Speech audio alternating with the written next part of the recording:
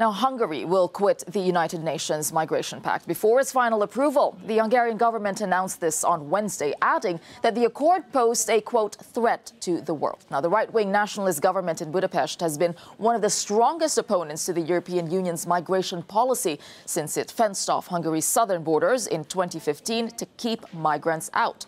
Well, Hungary's latest move follows the Trump administration in the U.S. that left the UN Migration Pact in 2017. Stefan Grobe spoke to the Hungarian foreign minister about that decision.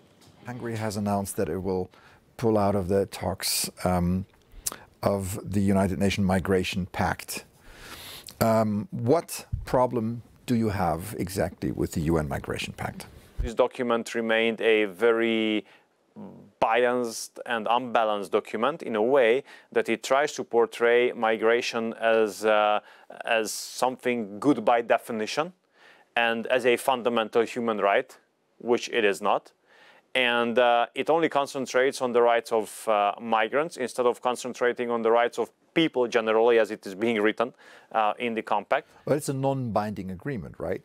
Whenever a compact is being approved by the United Nations, you can be sure that it's going to be a point of reference when it comes to judgments, when it comes to jurisdiction, when it comes to rulings of the court, be it international or domestic. So it's not that simple to say that it's legally non-binding.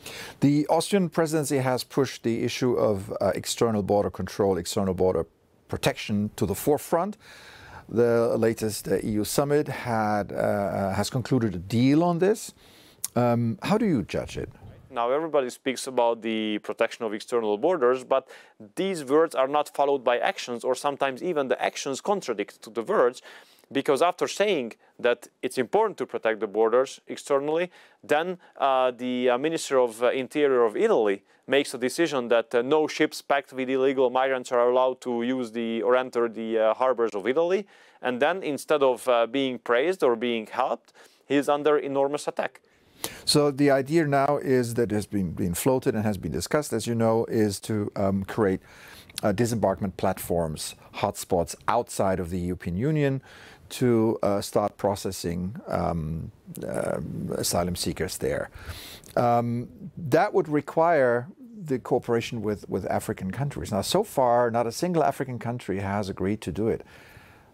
What's next? I agree that that the establishment of such kind of centers must be based upon an agreement or agreements with the host African countries. And I think we have a leverage here because we usually give funding to these countries.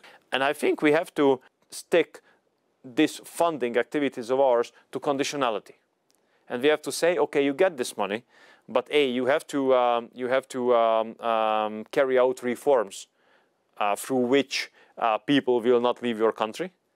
And number two, you have to work together with us, lowering the pressure on Europe.